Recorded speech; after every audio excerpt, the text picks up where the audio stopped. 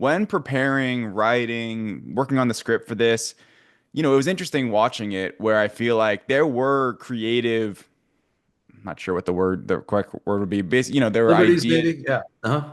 Yeah. Yeah. So like what did you kind of base the script on? Was it just the Bible? Was it other media forms of the David and Goliath story, or just like, the Book of Samuel, for instance? I was just kind of curious what that process was Yeah. like. Well, I mean, I have the good fortune of sort of being a lifelong fan of the material itself, and and also I first started like the original kind of like spark of curiosity for this story was when I was 16 years old with my dad, my first camera.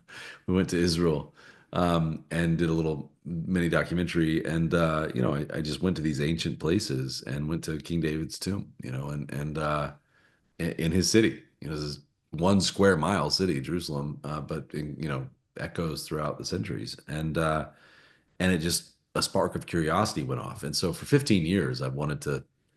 I started writing a script, and then it just as I've made other films, I've wanted to tell this story. And then I guess longer than that. If you, oh my God, I haven't had 25 years, I guess, since I was 15. But you know, and so you researched along the way, and so certainly the Bible itself, the words of David himself, how he talked about himself, the Psalms are so incredibly authentic. First and Second Samuel, and the Chronicles and Kings, obviously, all the Old Testament books that cover either his life directly or his lineage, um, or legacy, I guess.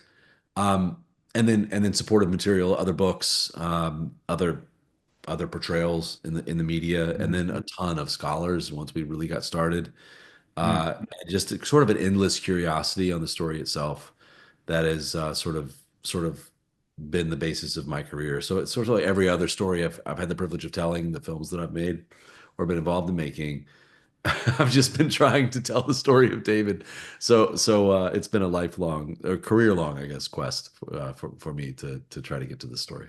Was there an added pressure for House of David telling a biblical story based on, this specific story that's in the Old Testament compared to other Christian or faith-based movies you've done in the past, where maybe it's based on a real story, but not a biblical holy text kind of a story? David, yeah. I mean, I do have the great privilege of sort of being the second at bat, if that makes sense. And Dallas Jenkins is a wonderful friend, and I call him all the time, daily, pretty much. To talk about everything he's learned through The Chosen, and I Yeah. directed Jonathan Rumi and Jesus Revolution for Lionsgate, and so trying to give, what I think that show does so well is it brings an authenticity to this sacred material, and it doesn't feel it feels very human, and so we really wanted to accomplish that within this story, which is in another genre entirely. I mean, this is like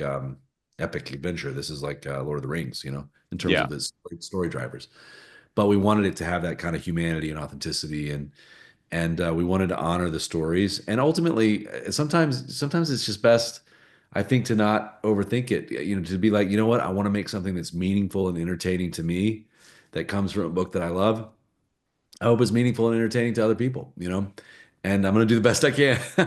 And so that was, so there was a lot of pressure, but it was also probably the most fun I've ever had creating anything, because it was such an amazing team of people, and I'm a feature film director, and so the idea of being able to tell a story over 8 hours as opposed to two is a joy, and you can just really explore the story at depth, at a depth you can't ordinarily, and that's pretty cool. So I had a great time, and I claim the words of George Lucas. He said, "Films are never complete; they're only abandoned." So you just try and try and try and perfect and perfect and perfect, and then now it's time to give it to the audience. And so, the trailer was the first little chance to do that, and I'm overwhelmed by the reception to it, fascinated by the conversation around it, and can't wait for people to see the series.